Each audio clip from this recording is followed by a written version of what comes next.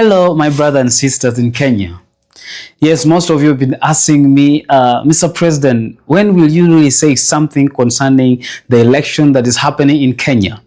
First of all, I want to say that the people of Kenya, I think this is the right time for you to understand that, you know that who is really standing with Kenyans and who is not standing with Kenyans.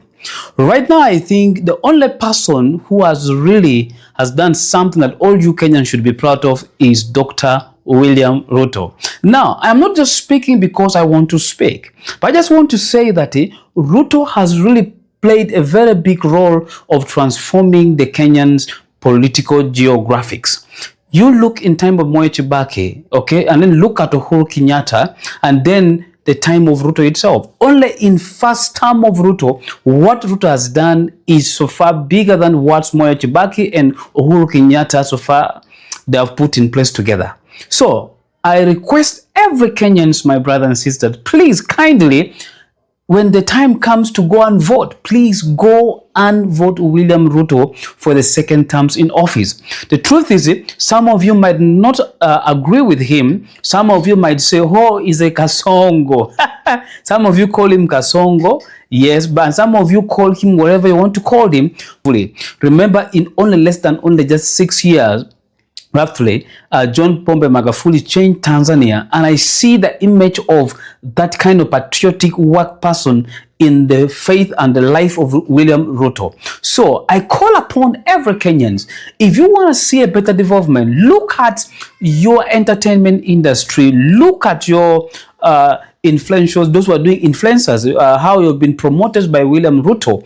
Look at your economy, look at diplomacy, how William Ruto has managed to get attention of the global stage. Show me any other president of Kenyans who have really tried to make sure Kenya is seen into the global map. Very few. And I think Ruto is the only president so far who have surpassed all those other leaders to make sure that Kenya stand out. So I call upon the people of Kenya, no matter the circumstances, no matter whatever it harms. Let me give an example of the times of Odinga.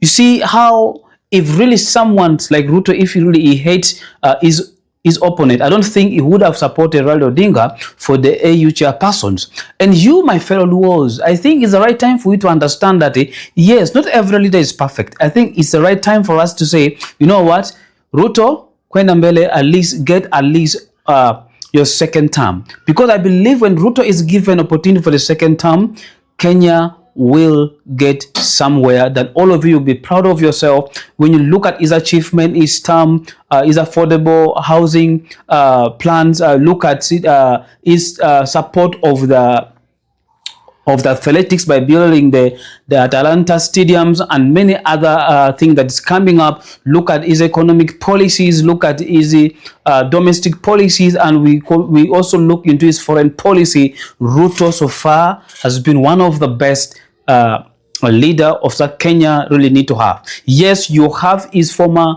vice president trying to pull around to challenge William Ruto. I will say Chagwaya, I don't know, his name is called Chagwaya or wherever he is, please go back home and relax, because I think it's the right time for you to accept that leadership is not about forcing. If you force leadership, you won't get where you're supposed to get. But I really request you to understand that Ruto is a very good leader, that if you try to work with him, you will get the best that you have to get. And Ruto can mentor you. By the way, you might not believe Ruto has made many leaders succeed.